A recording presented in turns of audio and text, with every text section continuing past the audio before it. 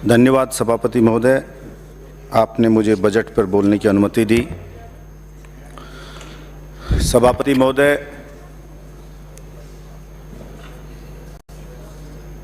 काफ़ी बरसों से जब थोड़ी समझ हुई तो कोई भी सरकार हो, जब बजट रखती थी सदन में, चाहे मुख्यमंत्री हो चाहे प्रधानमंत्री हो, तो हमेशा ऐसा लगता था कि पब्लिक को खुश करने के लिए सिर्फ चुनाव के वक्त ऐसा लगता था कि सरकार को जनता की चिंता है, वो एक चुनावी बजट होता था। जिस प्रकार से बजट आते रहे पिछली सरकारों के, और अपने चुनावी बजट बोलूंगा, 4 साल को छोड़ दीजिए, लास्ट चुनावी बजट भी अगर देखें पिछली सरकारों के और उनके बजट से अगर तुलना की जाए राजस्थान सरकार के इस बजट की, तो मैं ये कहना चाहूंगा कि कोई भी सरकार का चुनावी बजट भी इस सरकार से कंपेयर करने के लायक ही नहीं। इतना अच्छा बजट, जैसे बजट आ रहे थे उस हिसाब से माननीय अशोक गहलोत जी ने दिया। चाहे स्कूल की बात हो, चाहे कॉलेज खोलने की बात हो, चाहे अस्पताल खोलने की बात हो, चाहे नगर पालिका बनाने की बात हो, चाहे तहसील बनाने की बात हो, चाहे उप तहसील बनाने की बात हो, जो भी मैं समझता हूं माननीय सदस्य ने अपने क्षेत्र में घोषणा करने के लिए दिया, मोस्टली उन्होंने उसको पूरा किया। पिछले बजट में भी जो असंभव सी चीज लगती थी कि इतना कुछ नहीं मिलेगा, वो भी मिला। इस बजट में लगता था माननीय सदस्यों को, काफी सदस्यों को, कि ये चीजें अब नहीं मिलेंगी, वो भी मिली। अभी कोई चुनाव नहीं राजस्थान में, इन सबको देखते हुए जहां एक पूरा साल कोरोना में चला गया जिसमें पूरा देश जाम रहा, विभिन्न चुनावों के कारण आचार संहिता में सब कुछ जाम रहा, इन सबके बावजूद मैं तो इतना सा कह सकता हूं कि मेरे विधानसभा क्षेत्र में सिर्फ एक कुंड रोड है टूटी हुई, उसके लिए सभी बजट वगैरह सब दे रखे हैं, सिर्फ कंपनी की लापरवाही से नहीं बन रही है। अगर उस सड़क को बना दिया जाए तो पब्लिक ये बोलती है कि 50 साल में जितने काम नहीं हुए उतने 2 साल के अंदर काम है मेरी विधानसभा में विकास। ये आम जनता बोलती है। सभापति महोदय, इन सब के लिए मैं राजस्थान के मुख्यमंत्री जी को दिल की गहराइयों से धन्यवाद देता हूं, और ये प्रार्थना करता हूं कि जो भी बजट में घोषणा हुई है, इन्हीं सभी घोषणाओं को जमीन पे उतारने के लिए बहुत अच्छी मॉनिटरिंग की जरूरत है। और ये सारी की सारी घोषणाएं अगर जमीन पर उतरी तो निश्चित रूप से राजस्थान में बहुत ही अच्छा संदेश जाएगा और जनता को इससे राहत भी मिलेगी।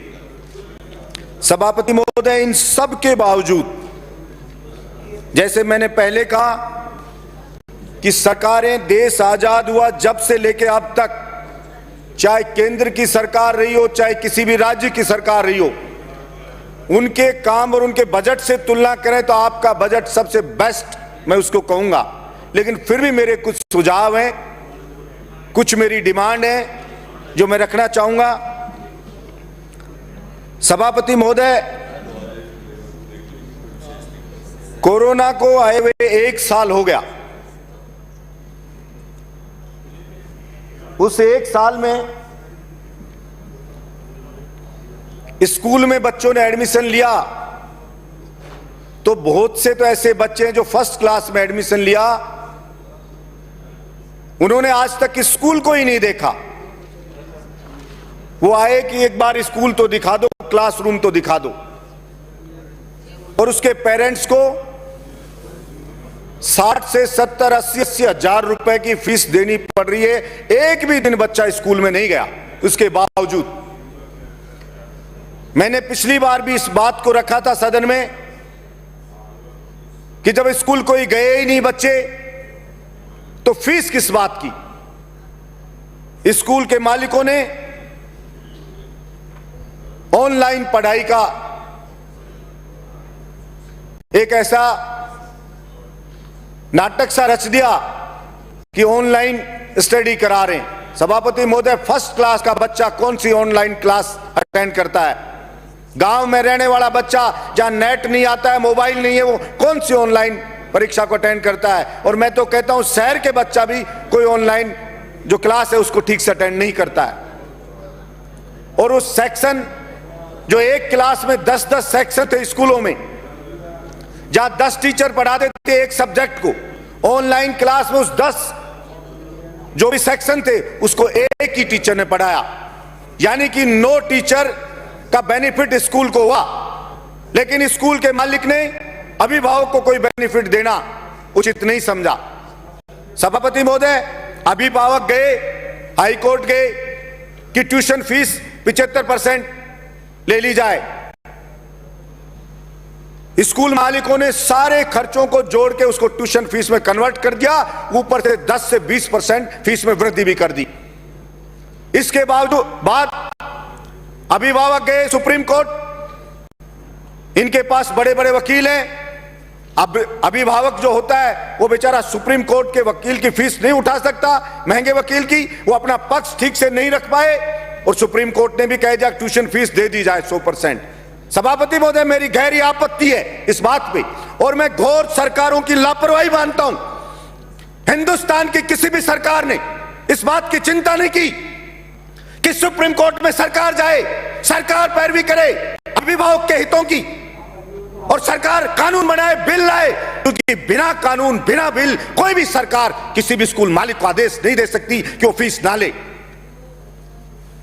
सरकार को चाहिए था कि ऐसा बिल लाके कानून बनाए कि जब स्कूल में गया नहीं बच्चा तो फीस किस बात की, कोचिंग गया नहीं बच्चा तो कोचिंग सेंटर वाले फीस ले रहे हैं। सभापति महोदय, एमबीबीएस के लिए, इंजीनियरिंग के लिए 1.25 से 1.5 लाख रुपया 1 साल की फीस ली, एक भी दिन कोचिंग सेंटर वाले ने पढ़ाया नहीं।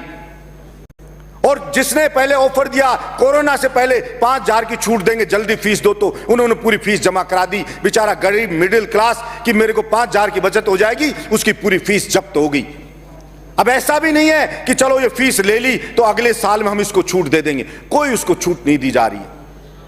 इसलिए मैं मांग करता हूं कि सरकार बिल लाए, सरकार कानून बनाए और स्कूलों की मनमर्जी को रोके। और सभापति महोदय, अभी वर्तमान में बहुत से कोचिंग सेंटर ये ऑफर दे रहे हैं, बड़े बड़े ऐड दे रहे हैं कि अगर आप ऑनलाइन क्लास लेंगे तो 75% फीस आपकी माफ कर दी जाएगी, जो ऑफलाइन में फीस ली जा रही है। यानी कि यह इस बात को प्रमाणित करता है कि ऑनलाइन पढ़ाई करने पे उनके खर्चों में 75% की कमी आई है, तभी तो ये ऑफर दे रहे हैं। तो इसलिए सरकार को चाहिए कि उनके लिए कानून लाए। सभापति महोदय, वैसे ही गरीब किसान मजदूर का बेटा परेशान है, गरीब किसान परेशान है, कोचिंग सेंटरों में जाता है, पहले कोई भर्ती नहीं निकलेगी, भर्ती अगर निकल गई तो फिर एग्जाम के लिए संघर्ष करो, आगे से आगे बढ़ रही है, एग्जाम हो गई तो रिजल्ट नहीं आ रहा है, रिजल्ट आ गया तो ज्वाइनिंग नहीं मिल रही है, भर्तियां पहले निकाली जाती कितनी, फिर उनको घटा दिया जाता है। यानी पहले उसको सब्ज बाग दिखाओ, पढ़ा लिखा, सिलेक्शन होगा, उसको घटा दिया।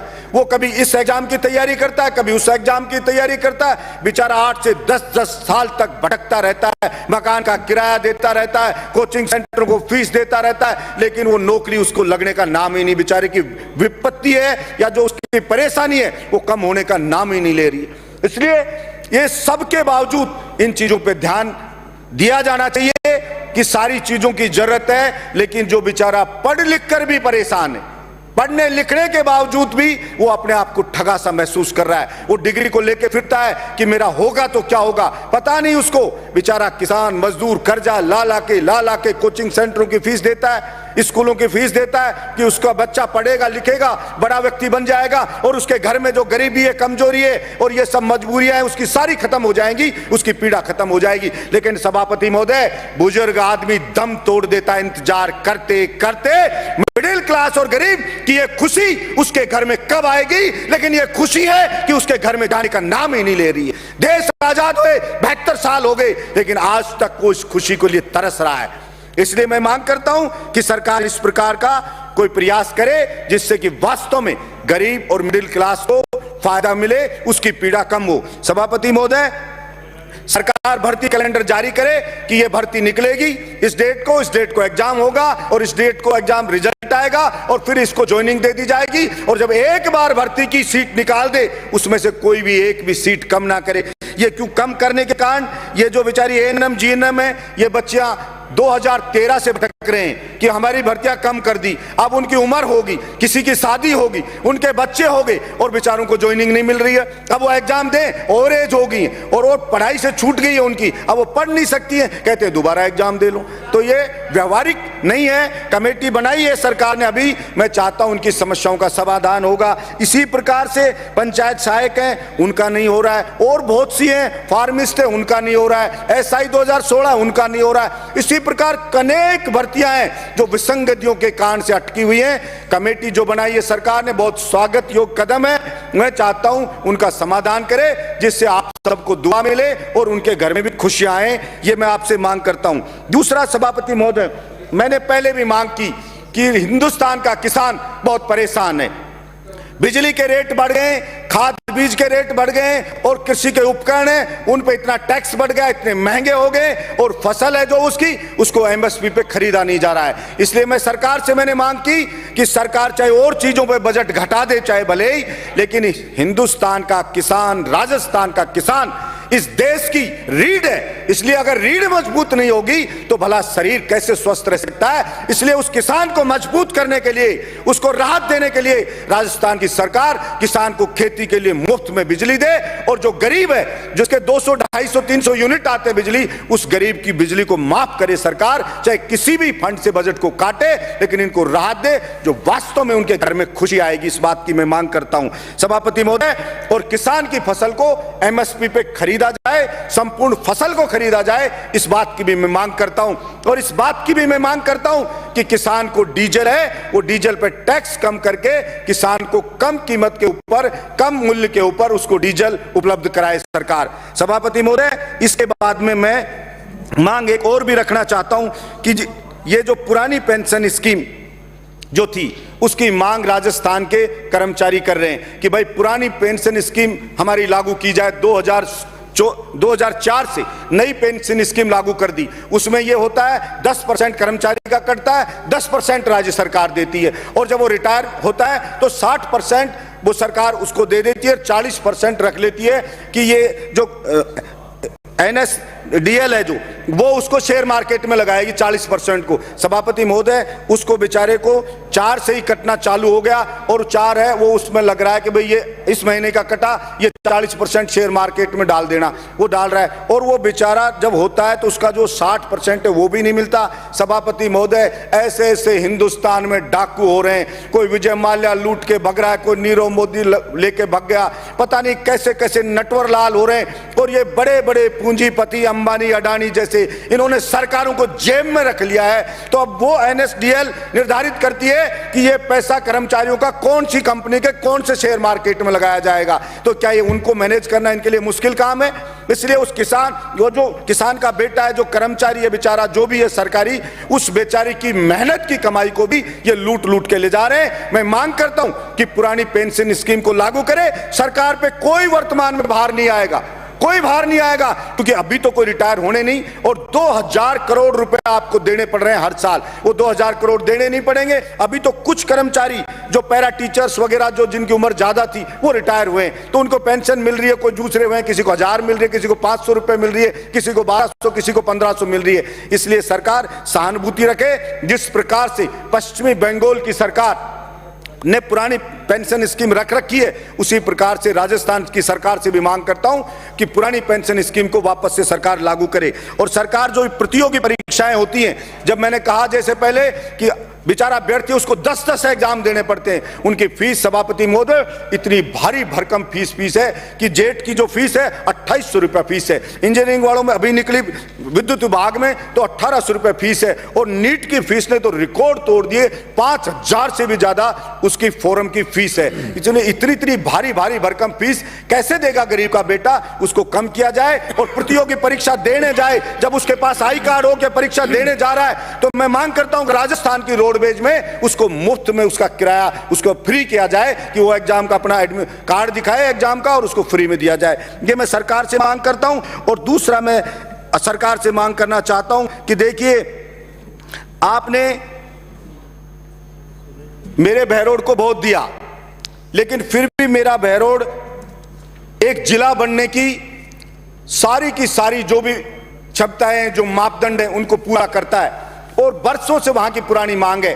तो मेरे बहरोड को जिला बनाया जाए, मेरे बहरोड में जिला अस्पताल बनाया जाए, इस बात की भी मैं मांग करता हूं। और दूसरा, इसके साथ में ही मैं सरकार से मांग करना चाहता हूं कि देखिए, मैं और मेरा प्रदेश मेरा जो विधानसभा क्षेत्र है वो हरियाणा से लगता है, और मेरे अलावा अनेक हमारे यहाँ पे माननीय सदस्य हैं जो सीमावर्ती प्रदेश से जिनकी सीमा लगती है, वहाँ की बच्चियों की शादी होकर के, और सभापति महोदय जब वो यहाँ पे आ जाते हैं राजस्थान में, तो जाति प्रमाण पत्र उनके नहीं बनाए जाते हैं। हवाला दिया जाता है कि कोई सुप्रीम कोर्ट के अंदर साहब कोई निर्णय हो गया था कि एक जगह ही लाभ दे सकते हैं। सभापति महोदय, मैं कहना चाहूँगा, मुझे कई बार हैरानी और आश्चर्य होता है कि छोटी सी प्रॉब्लम है, जो अगर हम उसको दूर कर दें, छोटी सी प्रॉब्लम है, तो बहुत बड़ी राहत जनता को मिल सकती है। उसमें सिर्फ इतना करना है, सुप्रीम कोर्ट ने ये इसलिए दिया कि हमने कोई चीज नियम बना नहीं रखा, तो इसलिए सुप्रीम कोर्ट के अंदर राहत नहीं मिली। तो सरकार सिर्फ इतना सा कर दे कि एक बिल ला दे, और ये निर्णय, या कैबिनेट निर्णय कर दे, और कैबिनेट निर्णय करके और उसको नियम में डाल दे, और फिर कोई सुप्रीम कोर्ट नहीं रोकेगा, और उसको राहत मिलेगी। उसमें आप उससे एफिडेविट ले लो कि एक जगह ही वो ओबीसी है या SC ST है या जो भी दूसरे लाभ हैं वो उसको मिल जाए, तो एक जगह से वो लाभ लेगा। अगर राजस्थान मिलेगा तो यहां से देगा, कोई नहीं लेना होगा तो नहीं देगा, तो उससे बहुत ज्यादा उनको राहत मिल जाए। वरना अब हो या रहा है मेरे क्षेत्र में, तो सभापति महोदय, बहुत सी तो शादियां टूट गई, क्योंकि आजकल सब जागरूक हैं, हर बच्ची चाहती है उसके पैरों पे खड़ी हो, और अगर उसको पता लगता है कि राजस्थान में तो उसको नौकरी नहीं मिलेगी, तो वो सोचती है कि मैं हरियाणा में तो नौकरी करूंगी और राजस्थान में जाकर के फिर मेरा परिवार रहेगा, तो ये कैसे संभव हो पाएगा? तो ऐसे रिश्ते टूट रहे हैं। इसलिए छोटी मोटी सी ये परेशानियां हैं, इन परेशानियों को सरकार को दूर करना चाहिए, और सरकार को ये करना चाहिए। एक दूसरी मैं कहना चाहता हूं सभापति महोदय, किसी को भी कहो, कई तो हमारे साथी कह देंगे थर्ड ग्रेड टीचर है सभापति महोदय, बहुत से TSP एरिया में कार्यरत हैं, और आपने बैन लगा रखा है सभी सरकारों ने कि वहां से आप आ नहीं सकते, कि ये यहीं रहेंगे। मैंने पहले भी मांग की कि ये थर्ड ग्रेड टीचर हैं, ये बेचारे, इनके माँ बाप बीमार हो गए, माँ बाप बूढ़े हो गए, किसी के बच्चे बड़े हो गए, किसी को बच्चों की शादी करना है, इतनी परेशानियां उसके घर में, लेकिन उस बेचारे को जैसे जेल करके बांध दिया कि आप तो यहीं रहोगे, आप यहां से जाओगे नहीं। मैंने कई बार कहा, आज भी मैं मांग करता हूं, पहली बात तो सरकार TSP एरिया में नई भर्ती करके और जो पद है उनको भरे वहां के लोगों से, ताकि इन लोगों को राहत मिले। और फिर भी अगर क्षमता नहीं है, अगर इतना नहीं कर सकते हो, आप कुछ समय लेना चाहते हो, तो आप कम से कम ये तो कर सकते हो कि जो लोग यहां पर रह रहे हैं, बरसों से रह रहे हैं, उनको कह दो भाई आप 2 साल 3 साल वहां जाके आ जाओ, और आइन को कह दो कि भाई चलो आप इतने साल यहां पे रह लिए, आप वहां चले जाओ। सभापति महोदय, कैदी होता है कैदी, उसको भी छूट मिल जाती है कि आप इतने साल रह लिए कैद में, अब आप खुली जेल में जा सकते हो। उन बेचारों ने कौन सा गुनाह कर दिया? कि उनकी नौकरी लग रही, उनको बांध के रख दिया कि आप यहां से जा नहीं सकते हो, दूसरी जगह से ट्रांसफर होता है, वो अपने घर चले जाते हैं, अपने बच्चों के पास चले जाते हैं। उन बेचारों को क्या गुनाह है? या क्या अलग अलग कानून होगा किसी व्यक्ति के लिए? जो एक व्यक्ति को सुविधा मिलती है ट्रांसफर की, अगर वो जा सकता है अपने घर जाने की, उसके लिए ऑनलाइन आवेदन आप मांगते हो, तो उसको बेचारा कोई देश का दुश्मन है क्या? आप उससे क्यों नहीं आवेदन मांगते हो? लेकिन हर कोई कह देता है नहीं नहीं ये तो ततैये का छत्ता है, थर्ड ग्रेड, नहीं करेंगे। अरे भाई नहीं करोगे तो क्यों मंत्री बनते हो? अगर क्षमता नहीं है तो मत बना करो। फिर सरकारें बनती क्यों है? जोखिम नहीं उठा सकते हो, फिर क्या काम है आपका? सिर्फ मौज करने का काम है क्या? सरकार का काम होता है वेलफेयर करने का, जोखिम उठा के गरीब आदमी को राहत देने का। हम समाज सेवा के लिए आए, कोई मजे करने के लिए नहीं आए कि इसमें परेशानी होगी तो ये काम नहीं करेंगे, इसमें परेशानी कम है तो ये काम कर देंगे भाई। इसलिए मैं चाहता हूं कि ऐसी चीजों को खोले, और जो किसी किसी जगह कोई हो जाता है ट्रांसफर है, कोई सेकंड ग्रेड का है, अब वो बेचारों की निकाल दी, आवेदन ले लिए, अब होने का नाम नहीं ले रहे, लोग कपड़े पाड़ रहे हैं, साहब हो नहीं रहे, कहीं हो जाते कहीं नहीं हो रहे। मैं ये चाहता हूं ट्रांसपेरेंसी हो, और जो ट्रांसफर वांसफर जो ये चीजें लो, तो इसके अंदर ऐसा सहानुभूति रखनी चाहिए कर्मचारियों के प्रति भी सरकार को कि भाई ठीक है ये आदमी वास्तव में पीड़ा है। सभापति महोदय, बहुत से कैंसर के पेशेंट हैं, कैंसर के, और उनको कैंसर है और उनके ट्रांसफर नहीं हो रहे, कहां रोए जाकर के, कोई सुनने वाला ही नहीं है। अब तो ये और कर दिया कि भाई कोई कहीं डेपुटेशन भी जिले में कर दे, किसी की टांग कट गई तो डेपुटेशन भी नहीं कर सकता जिले वाला कि नहीं तू नहीं करेगा, तेरा भी टांग कट गई तो कटी रहे, मरना है तो मर जा, नहीं करेंगे हम तो ये ऐसी चीजें छोटी छोटी, इन्हीं से सरकार कोई भी हो उसकी छोटी छोटी चीजों से छवि खराब होती है। इसलिए आप बड़ा बड़ा काम कर रहे हो और छोटी चीजों से अगर हमारी खराब हो, पहले वालों ने ये सब किया तो जनता ने लात मार के भगा दिया, उनको बिठा दिया उनको साइड में। तो मैं मांग करता हूं कि हमारे को सरकार, आपको सरकार में बिठाया है, हम सबको यहाँ जिता के भेजा है, तो हम सबकी ये जिम्मेदारी बनती है कि हम उनकी अपेक्षाओं पे खरा उतरें। हम सबको, किसान ने, मजदूर ने, बेचारे जो मेहनत कश है, उसने बहुत ही आशा के साथ जिताया है, और हमारे जैसों को तो निर्दलीय जो पार्टियों को हरा के जिता के भेजा है, तो बहुत ज्यादा हमसे अपेक्षाएं रखती है। और मैं ये मानता हूं कि इस विधानसभा में जो बात रखें उसको सरकार को गंभीरता से लेनी चाहिए, और इस परिपाटी को तोड़ना चाहिए कि साहब विपक्ष कहे या कोई दूसरा कहे तो हम उस बात को गंभीरता से नहीं लेंगे, और कोई हमारा आदमी कहे तो हम उस बात को गंभीरता से लेंगे। इसके साथ ही सभापति महोदय, मैंने पहले भी मांग की और आज भी सरकार से मांग कर रहा हूं, आखिर बोलेगा कि राजस्थान हमारा ये किसान है जो पानी से बहुत परेशान है, हमारा बहुत सा क्षेत्र डार्क जोन में। मैंने पहले भी कहा कि सड़कों पे बजट दे रहे हैं, दूसरी चीजों पे बजट दे रहे हैं, आप नदियों का पानी जो व्यर्थ बह जाता है बरसात के दिनों के अंदर, अगर उस पानी को ही लाया जाए, चंबल ही है हमारे यहाँ, चंबल भी खतरे के निशान से बहती है सभापति महोदय बारिश के दिनों में।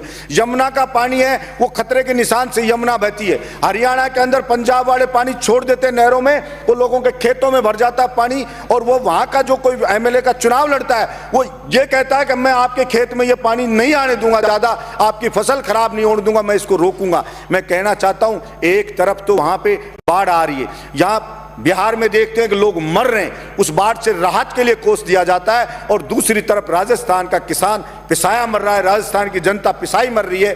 तो मैंने कहा, पहले भी कहा, हिंदुस्तान की सरकार हो चाहे राज्य की सरकार हो, एक बार भगवान के लिए कुछ समय के लिए और चीजों पे बजट रोक करके, और एक बार इस किसान के पानी के लिए आप बजट दे दो, और किसान के खेत तक इस पानी को पहुंचा दो, फिर इस देश की तरक्की किसान ही कर देगा। और जो किसान के बेटे हैं, बेरोजगार हैं, उनको आप रोजगार दे दो, किसान की फसल को खरीद लो, किसान को सस्ते दाम पे डीजल दे दो, किसान को बिजली मुफ्त दे दो, गरीब को बिजली मुफ्त दे दो, तो वो जब वो खुशहाल हो जाएगा सभापति महोदय, किसान खुशहाल हो जाएगा, मजदूर खुशहाल हो जाएगा, तो फिर अपने आप ही देश खुशहाल हो जाएगा। लेकिन यहाँ पता नहीं, मैं समझता हूं देश को खुश करने का मतलब सरकारें क्या समझती हैं। देश जो बना है वो यहाँ पे रहने वाले लोगों से सभापति महोदय देश बना है। अगर वहां के लोग खुश नहीं है, अगर वहां के लोग संतुष्ट नहीं है, तो वो देश पर कैसे खुशहाल हो सकता है। सिर्फ झूठे नारे लगाने से, झूठी बातें करने से कोई देश खुश नहीं हो जाता। सभापति महोदय, किसान पढ़े, अलग अलग बॉर्डर पे पड़े, 2 मिनट में कर रहा हूं सभापति महोदय, अलग अलग बॉर्डर पे पड़े, बच्चे उनके बैठे हैं, महिलाएं वहां पे बैठी हैं, विनती कर रहे हैं बेचारे कि साहब ये 3 जो बिल लाई है केंद्र सरकार, इससे हम बर्बाद हो जाएंगे, हमारी मंडियां बर्बाद हो जाएगी। प्रधानमंत्री जी इन तीनों बिल को वापस ले लो। और प्रधानमंत्री जी को इतना अहंकार हो गया है कि मैंने जो बिल ले आया, भला उसका विरोध किसी ने क्यों कर दिया। उस अहंकार में वहां कीलें लगा दी जाती हैं, वहां पे ऐसे ऐसे बैरिकेड बना दिए जाते हैं, वहां पे ऐसे लगा जैसे पाकिस्तान की कोई सेना अटैक करने आने वाली हो, उससे ज्यादा वहां पे सुरक्षा के इंतजाम करे जा रहे हैं। सभापति महोदय, मैं ये कहना चाहता हूं, विनाश काले विपरीत बुद्धि।